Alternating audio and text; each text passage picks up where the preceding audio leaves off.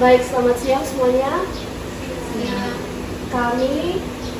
Pada siang hari ini kami akan mempresentasikan hasil kerja kami dengan topik yang akan kami bahas, yaitu studi kasus komparasi militer di Thailand.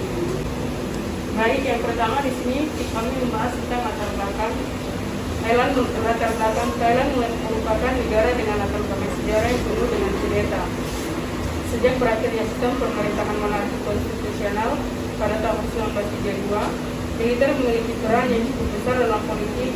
Pihak militer tidak hanya mengurusi masalah pertahanan, tetapi juga masalah keamanan nasional, yaitu subsidiaritas politik di pemerintahan. Pihak militer sebagai aparatur negara, seperti yang para kepolisian, telah memiliki pengaruh besar dalam pembuatan kebijakan politik. Militer selalu mengatasnamakan dirinya sebagai pelindung negara. Lemahnya kekuatan sipil dan kuatnya pengaruh militer memaksa Thailand menjadi negara otoriter. Yang berikut Pretoria di Thailand.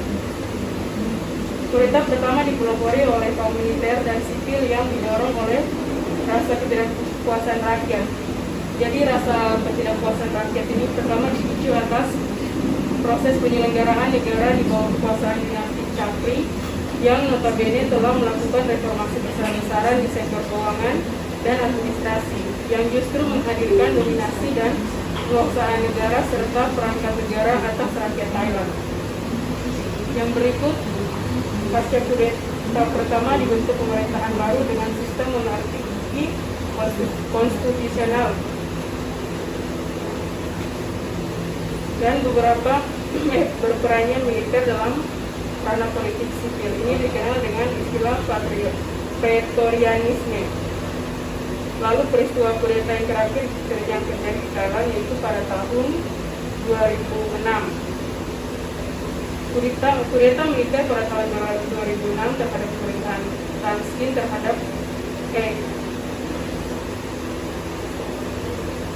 ternyata mendapat dukungan dari Raja Bhumibol. Yang berikut, Pretorian yang terjadi di Thailand adalah jenis Pretorian pemerintahan, di mana militer ikut campur dan mendominasi pemerintah, termasuk kehidupan politik, ekonomi, dan sosial melalui pembentukan struktur yang termobilisasi. Lalu sedangkan jika dilihat dari tipe Pretorianisme, bentuk Pretorianisme modern yang terjadi di Thailand sendiri adalah Pretorianisme otoriter, yaitu kekuasaan pemerintah sekalipun secara politis tidak dibatasi.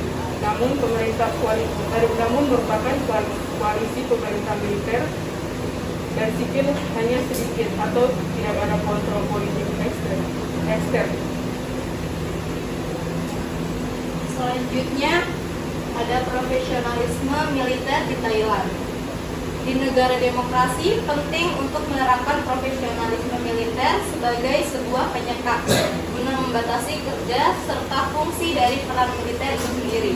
Profesionalisme dibutuhkan agar pembagian tugas dapat berjalan sebagaimana mestinya.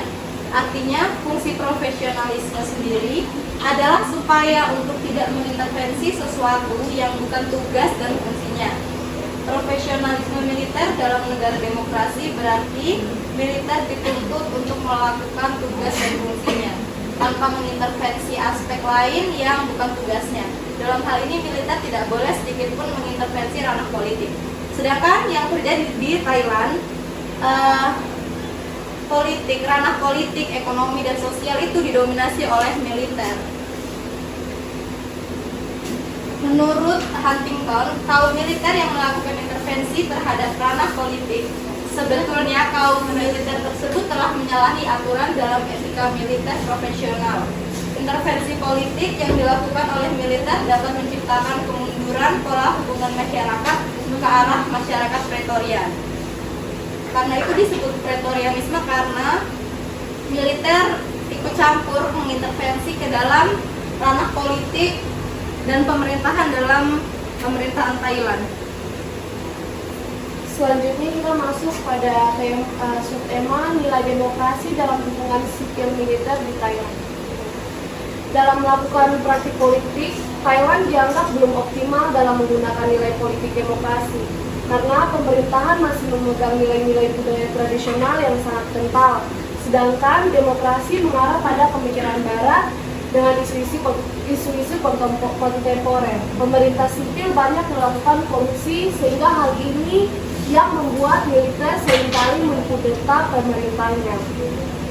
Pemerintah sipil dalam sistem pemerintahan tidak menjalankan tugas atau kinerja dengan efektif dengan lembaga eksekutifnya dan lembaga eksekutifnya tidak mampu menguasai militer sehingga militer masuk dengan mudah mengintervensi pemerintah.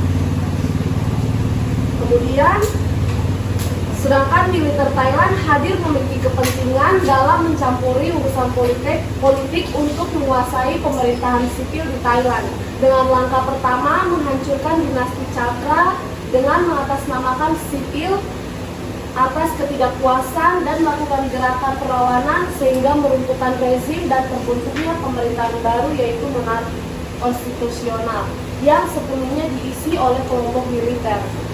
Dan selama perjalanan masing-masing elit birokrasi semuanya memiliki kepentingan politik karena hanya diisi oleh kaum militer saja, terutama angkatan darat. Kemudian kaum militer melakukan politik dengan gerakan oposisi yang dilakukan secara terang-terangan bahwa kekuasaan dikembalikan kepada raja, sehingga kaum militer mendapat dukungan oleh kerajaan militer untuk mengkudeta pemerintahan Thaksin, dan raja menurunkan rezim lama dan menaikkan rezim baru sesuai permainan politik. Di sini kesimpulannya, pretorianisme yang terjadi di Thailand disebabkan karena pemerintah tidak dapat mengurus dan mengatur sistem pemerintahan serta lembaganya dengan kinerja yang baik, sehingga militer memiliki peluang untuk dapat masuk mengintervensi ke dalam persoalan politik dengan tujuan dan kepentingannya, serta negara Thailand yang masih memiliki nilai-nilai kebudayaan yang sangat tinggi yang kuat membuat budaya politik Thailand sulit untuk melakukan politik demokrasi yang mengarah pada pemikiran barat dengan isu-isu kontemporer.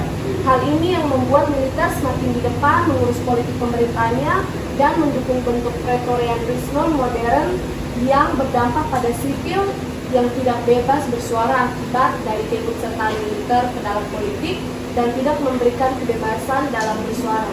Sedangkan Thailand sudah merupakan negara monarki konstitusional sejak tahun 1932. Sekian presentasi dari kami, terima kasih.